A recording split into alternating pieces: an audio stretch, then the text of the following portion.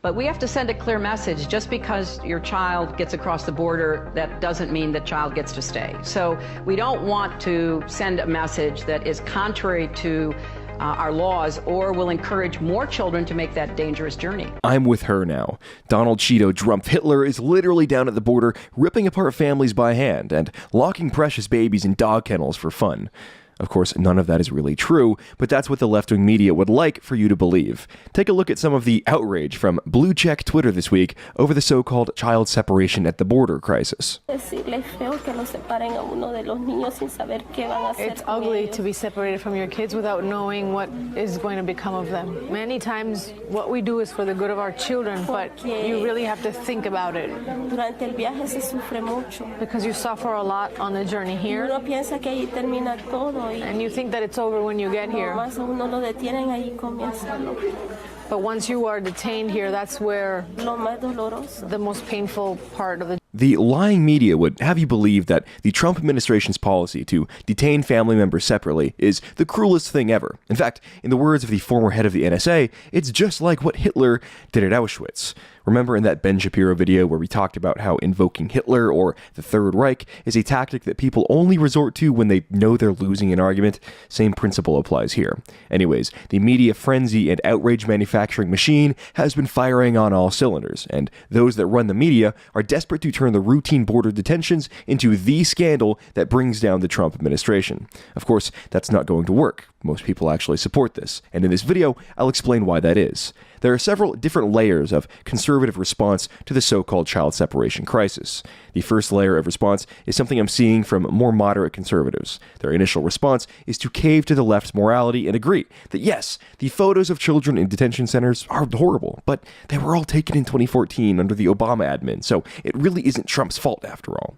This is a bad response because you're letting the left set the framework for morality. You're conceding to their standards and operating under the assumptions from the start. The only debate is how and where you're going to shift the blame to. You're agreeing that enforcement of the US-Mexico border is cruel, and we should be handling the situation more, quote, humanely. Of course, in this context, handling the situation humanely means a complete disregard for law and order and allowing illegal alien migrants to do effectively whatever they want. We wouldn't want to avoid bad optics in the press, right?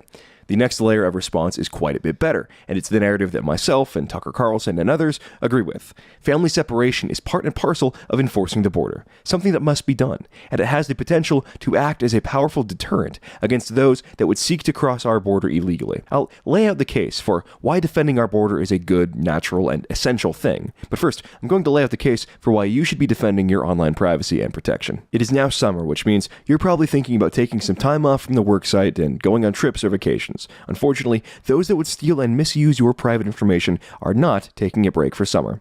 Everything you transmit over a wireless router, whether it's public or private, is subject to being recorded, logged, and archived by entities public and private. The free Wi-Fi at the airport, free Wi-Fi at the restaurant, or free Wi-Fi at your university. None of them are really free, and the price is your privacy, with every site and service you access being logged and watched by someone other than you. That's why I recommend all of my viewers use a VPN, or virtual private network, whenever you go online. So fortunately, my friends at Virtual Shield have built a service that will keep you protected on every device, from your iPhone to your desktop computer, for less than the price of a cup of coffee every month. Virtual Shield's VPN technology keeps you secured and private online, and unlike those free VPN services, they don't log and sell your browsing data. Plus, with servers across the globe to choose from, you don't have to worry about your connection being slowed or throttled. Regardless of whatever country you're in, you can pick servers worldwide to browse the internet from, something that I know our European friends will appreciate. Visit hidewithjames.com to get Virtual Shield's exclusive summer deal, full-fledged VPN protection for less than $3 a month. For $275 a month, you can be protected and secure online. At this point, there's no reason not to have it. Visit the website and get protected today. Threats will always be out there, but this deal won't last forever. All right, now back to the border. There are a variety of reasons why it's smart security for children to be separated from their parents at the border. Number one, it helps prevent child smuggling. Unfortunately, many people in the world are liars, and many people across the third world see the total disaster on the American southern border as an opportunity to cheat our system, take advantage of our laws, and come across the border by any duplicitous means necessary, even if it involves child smuggling. I'm a young guy, but I'm not too young to remember the border story that captured the nation by storm just 4 years ago. this time 4 summers ago. Migrant children being smuggled across the Mexican desert and end up at the U.S. border, where they would cross, unaccompanied, into the U.S. Between October 2013 and July 2014, 57,000 unaccompanied illegal immigrant children were apprehended in South Texas alone. 57,000. That's like twice the enrollment of the college I graduated from. Apprehended over less than a year in one region. This was a big crisis back in 2014, and many were focused on how this phenomenon could be stopped. How could we stop people sending their children unaccompanied across the dangerous U.S.-Mexico border, a border where, according to Amnesty International, 6 in 10 migrant women experience sexual violence of some nature? Well, of course, in order to prevent this from taking place, we need to make it impossible for people to cross the border illegally, and at the same time, build a system that disincentivizes people from doing so, perhaps dissuading some individuals from ever taking the journey in the first place. Of course, the United States is in many ways no longer a serious country. We allow the world to take advantage of us, on trade, with our military, and especially on our border. Our country's laws are such a joke that before Trump ended the policy of catch and release, people crossing the border illegally would often be arrested in the U.S. and then released back into the United States and told to show up for court in a few months or a year. Of course, they had no reason to show up in court. They were across the border already because they knew they might get deported if they did show up for court. Before President Trump, our borders were effectively wide open to anybody that wanted to illegally cross because they knew there were almost never any consequences for doing so. Detention was relatively rare.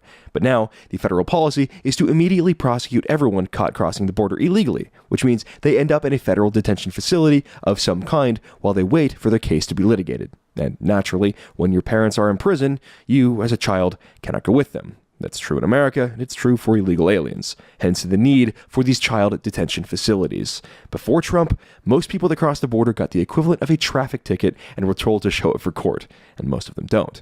Now, border crossers are arrested and held until their cases can be decided, at which point they're either granted asylum or deported.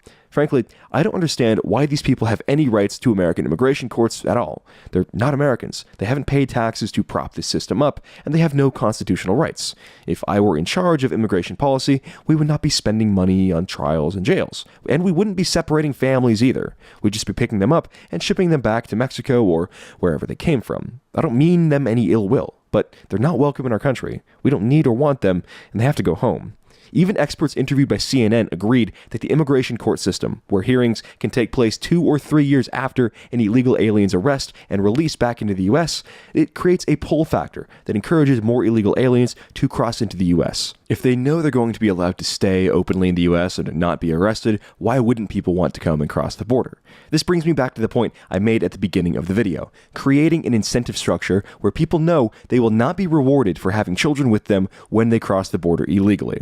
Groups with children that claim to be families previously enjoyed special consideration from immigration authorities. In fact, in 2015, a judge went so far as to rule that parents caught crossing the border illegally that had children with them must be released from federal custody and set free.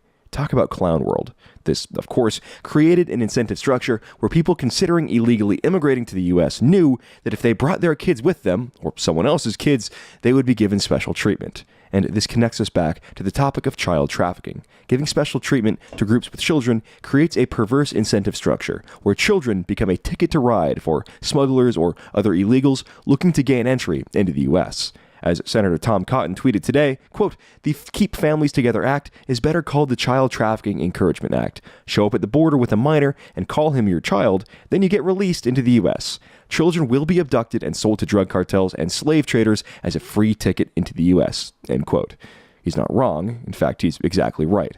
According to Department of Homeland Security Chair Christian Nielsen, quote, "From October 2017 to this February, we have seen a staggering 315% increase in illegal aliens fraudulently using children to pose as family units to gain entry into the country." End quote. According to information relayed by law enforcement sources to the Daily Caller, quote, "Officers are increasingly encountering family units of adult males with children of various ages. When law enforcement attempts to debrief the adult males with children, they often cannot answer even the most basic questions about their supposed children. The children also rarely appear to know the details of their apparent fathers." The law enforcement source cast doubt on the asylum claims that many of the illegal immigrants appeared to parrot, pointing out that the vast majority of those detained are actively trying to avoid authorities. Only upon their detention do they offer the exact same credible fear of returning home, most of whom say the phrase in the exact same scripted way. The scripted manner of answer indicates to authorities that these illegal immigrants have been coached by human trafficking organizations, end quote.